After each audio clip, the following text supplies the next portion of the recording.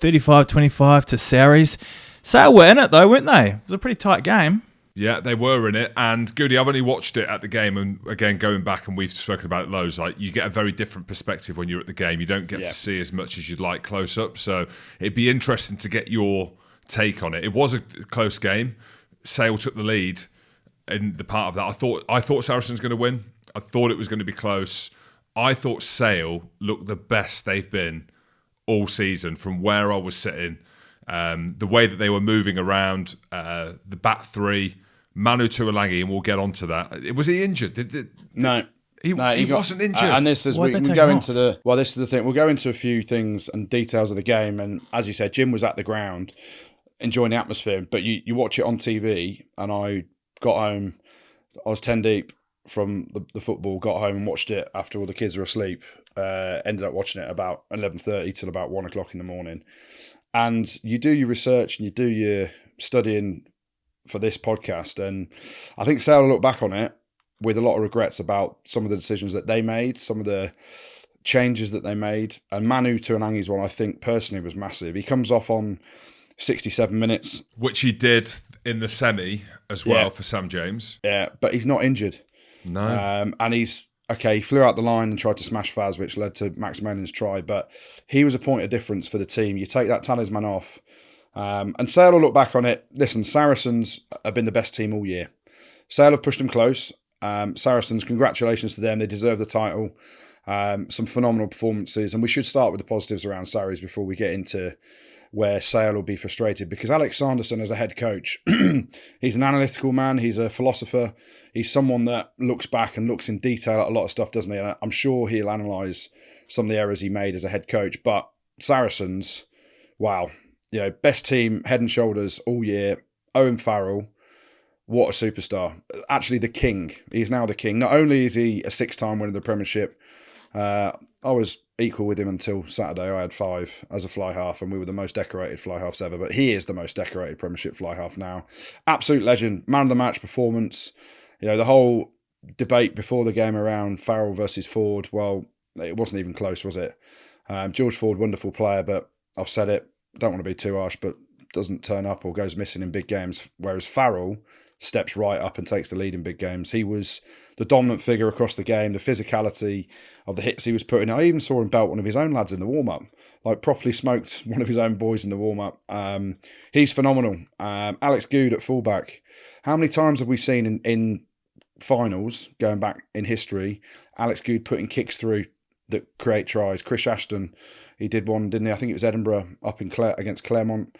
For one of Ash's tries, he puts the kick through, which causes all sorts of panic at the back. They're senior players.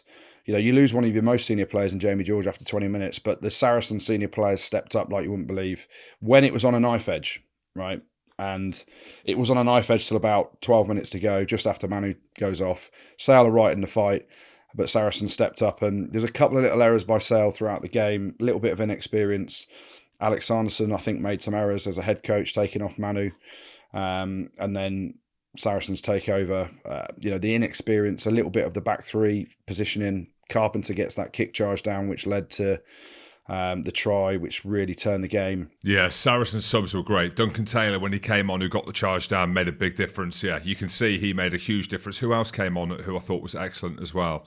Theo Dan was redonkulous. Brilliant. You called it a few weeks ago, didn't you? A late sort of charge to the World Cup. I think he's England hooker in the next couple of years. Whether or not he makes it to the World Cup, but I think he goes. I think he has to, on that performance and what his point of difference, the power on the lad, the speed, the ability to break tackles, like ridiculous. What a player. I don't know if you heard Alex Sanderson just talking, stating the obvious about Saracens have been there. They competed with the very best team up to 10 minutes to go at the end.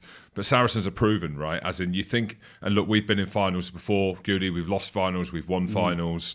You have to be in it and feel what it feels like being in them situations, and they're only going to be better for it. And I thought Sale, like Goody said, there was a couple that taking Roebuck off. I thought he was been one of their best players, and like you called it as well, O'Flaherty. That's not the wing that he normally plays on, is it? The right wing? No, he's a lefty. And you take Roebuck was outstanding. You shouldn't have taken him. Another big one for me. They had so much momentum. Sale did with their scrum and winning that battle. Simon McIntyre at loosehead prop was getting penalty after penalty off Riccioni. And then 45 minutes in, they take the whole front row off. And then that turn, Bevan Rod comes on. 2 minutes later, he's given the penalty away at scrum time. They got away with one, didn't they? Elliot Daly had his foot on the touchline when they thought he'd scored. Sale then have the line out, which they mess up the line out, give a scrum penalty away off the back of that as well, which led to 3 points. And it just changed that momentum. It changed that thought process of Luke Pearce, who, by the way, first Premiership final, I thought he was outstanding. I can't believe that was his first one. Yeah. But you got to tip the slipper as well to the refereeing team for wearing. I'd credit where it's due. Tom Foley as TMO, I thought he was excellent. Van Ziel's try he gave. Aka van der Merwe try he gave. How good was he? How good was Aka van der Merwe? Sorry, had to jump in on that. Awesome. Ridiculous.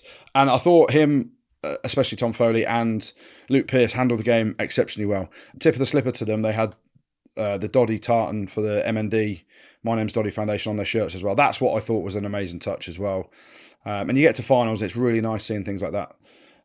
But again, the momentum swing. So why take your whole front row off in 45 minutes? It seems like a preconceived plan. But I think in finals, you sometimes just have to go with the feeling not on the field, even if you've got a plan to make substitutions at times. And they shouldn't have taken their front row off till probably 55, 60 minutes maybe, because they had such dominance there and it was turning for them. You know, Bevan Rod came on and did well, sort of ball in hand. He scored a try, floated a pass over the top, which was great. But when you've got that much momentum at scrum time, same thing that happened to Leicester in the semi-final. Why take Dan Cole off when you've got momentum as your tight head? They're the most important players, bar the 10's, on the pitch. So, yeah, a few little errors that Sale will look back on, and no doubt Alex Anderson will analyse. A little bit of inexperience in the back three. The back three have been brilliant all year, but Carpenter gets that kick charge down. The kick through by Alex Goode in the first half, they're just out of position as well. And, it was fine margins, that final, that defined the winners.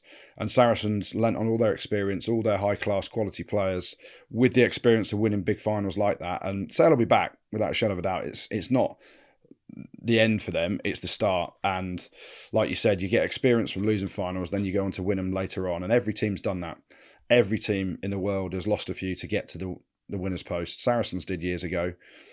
Toulon did in the Champions Cup and all that stuff. And then you end up winning and winning. And Sale will definitely bounce back, but they will look back on that game with a few regrets about some of the decisions that Alex Anderson made as head coach on substitutions, and then a few little errors that end up being massive in the game of such fine margins. You've both touched on the experience factor. What is it that they would have learned? What is it that Sale would have learned that they'll be able to take into the next final to be successful? It's hard to put into words. It's the feeling of the pressure, the build-up, the hysteria, the feeling of losing. It is a hard thing to talk about. Look, Goody's probably better than me because of the position that he played in. I was very emotion-led and charged. And by the end, I was very desperate. And I also played in a very good team, the bookend of my career. So at Leicester, again, the obvious tagline is experience. But I think back to when I was at Leicester and the experience which was in that team. It was littered with all the 2003 World Cup winners. And then the back end of my career at Saracens, it was littered with lads who'd been in finals. Like when I joined Saracens, they got beat by Northampton in the Prem final in extra time from a pick and go. Wayne Barnes apparently could see it, but no one else could see it. Hey, come on. Don't go after referees, Jim. Barnesy down. I love Barnesy, actually. He was asking for you at the Rugby Writers' dinner on Thursday. Genuinely was. He was actually really? right. I think he's forgiven you. Yeah. And then Saracens went on to lose against Toulon. They got hammered it was the European Cup then, just like it is now still. And they lost 2 finals, but being in them. So it's the experience of being in big moments, how you prepare for them. Alex Anderson as a coach as well. Yes, he's coached Saracens, but he's not had to make them decisions on taking players off, the strategy around it. So there's a number of different things. Getting there, and this is the thing, like getting there is so difficult. You look at the football. Like I looked at the Coventry and Luton having to do what they had to do to get to that point. It is an absolute slog. And the experience of getting to there and the time and the energy and the ups and the downs. Like you think about what Sale have been through this season. Like George Ford's been out for the majority of the season. Rob De Prere's been playing 10. They've only just managed to move them out to 13. Manu Tuolangi's been in and out, been dropped from England, gets sent off for a high shot when he comes back against Northampton. Like there's a load of stuff in the mix, isn't there, that they've been kind of going through, like players retiring. So it's managing all them emotions. And look, just going back to the point, Sale, nothing in it. Love the way that they played, but really, when you look at the season, Saracens have been, on paper, head and shoulders. Yes, they've stuttered through parts of the season, but it was a team that I picked to win it from the start, and looking forward at the weekend for just the reasons that I've given. Yeah. One of Jim's favourite sayings is going to the well. How many times can you go to the well? And it's that knowledge and understanding in a final of going to the well. You get to the 67th, 68th minute and it's a close one. You know, that feeling of how to go and win a final. And in reality, Sale have got Manu, I think's won it. Johnny Hill's won it. There might be one other, I'm trying to remember who it was. George Ford, but didn't really play in the final last year. Played 20 minutes and then was off. But they've got 3 players that have won it there. Whereas Saracens were littered with guys that have had that feeling of a tight final, going to the well and understanding what it takes to win it in the dying minutes or whatever. And they've had that, not issue, but they've had that situation where they've lost them before. As Jim said, Northampton, when Waller scores the pick and go, which was definitely a try. I saw it with my own eyes. And, you know, and that's experience. It's really easy to say experience, but it's a feeling. It's the flippancy around going to the well and understanding it. And you can only have that if you've experienced it on the field, and they're, you know, experienced emotions that get you through. And you've got Owen Farrell, who's the king. You mentioned Farrell's experience, right? So before Farrell took his last conversion, he runs over to Itoje and absolutely gives it to him, like screaming at him, barking orders at him. Then goes over, takes his conversion. While he's taking his conversion, Itoje goes and relays that message to his team. What would that message have been with that much time to go? Well, probably Marrow, pull your socks up, because I didn't think Marrow had a good game at all. I don't know. I mean, Jim, thoughts? Well, maybe if he missed the kick, what they were going to do off the back of it. I don't know, because that took them 10 points, right? So that took them out of them Sale scoring a try and a conversion to level the game. So maybe he was prepping for that. Get fucking really heads on for fucking kick-off. He is. Fucking catch it, fuckers. Look, I'm sat there with his family, right? I'm watching their interactions. They are cool as cucumbers. Really? They're winners. Yeah, I'm sat there with all the Farrell team. So Andy Farrell, Owen's mum, his brother, his sister, the kids. And like, we're up there screaming, like armpits sweating everywhere, dripping in sweat. There ain't a bead of sweat on any of them. Like, they are just cool, calm, collected, and they're winners, aren't they? And that's what he is. And you see after, like, Faz very rarely shows like hysteria in emotion unless he wins something. Watch his emotion when he wins. That's how much it means to him. And his processes are very different. And look, we've gone through this. We joke about stuff when we do live shows around me being in that environment. I didn't really like it. I found it uncomfortable. That's because I'd never been in an environment like that. And it turns out, going through the archives, it's like The Last Dance. Like, he's the Michael Jordan, I'm the Dennis Rodman. So that emotion and that kind of feeling, the dynamics around it. Yeah. But I think it's there for all to see now. Like, as in, he is running the show. Yes, the coaches are, but they've nurtured that. They've embraced that. They've manipulated that because they know the importance of him and giving him the keys to the kingdom.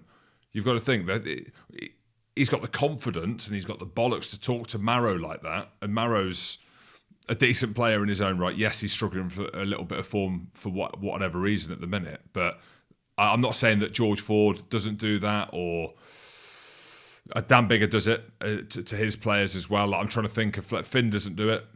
Johnny Sexton does it, but yeah, that's the character of true leaders, right? As a 10, unapologetically as well. Yeah, and you overstep the mark sometimes, no doubt about it. I used to do it at the clubs I was at, but the difference when Faz does it is he is playing at the top of his game, and he's the leader, and he's the one that you can't even question anything he does, because you look at his performances on the pitch, he's out of this world.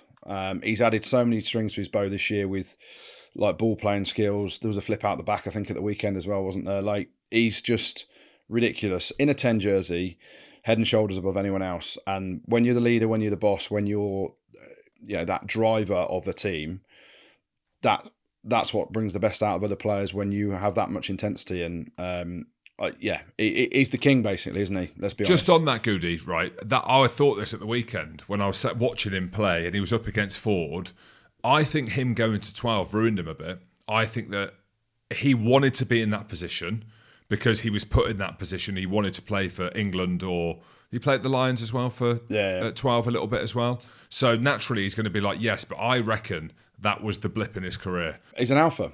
Like he's an alpha 10 that needs to be running the show. And I've said it millions of times. Moving to 12, he's nowhere near the player he is because he can't influence everyone. But how's everyone else picking him there? Like we're saying that as jokers are doing the podcast, albeit we are well involved in the game and understand the game from a bird's eye view. But you've got some of the best coaches in the world that are picking him at 12. Yeah. Well, they're looking at it from a different view of I want to get my best players on the field in any which way. And I think what Faz has done is shown to everyone that he is the king at 10.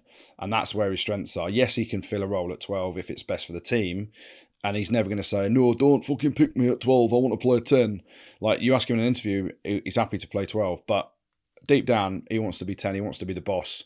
And when you give him that backing that he's got and the players around him and his own abilities, he's by far the best 10 in the Premiership comfortably and some. So, question for you though, Jim. You sat with all the Faz family.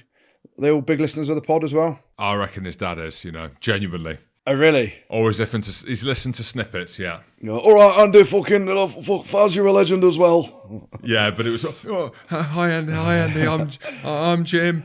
Mate, he's got that aura around him, isn't he? Yeah, he's like one of them. He is, if not the greatest rugby player ever, up there with I'm going to say it, he's up there with the likes of Lomu in terms of what he's done in the game, what he's won. Big statement that though, isn't it? Is he up there with Lomu? That's huge. I don't know. Yeah, that's a huge statement. Hey, I'll stick.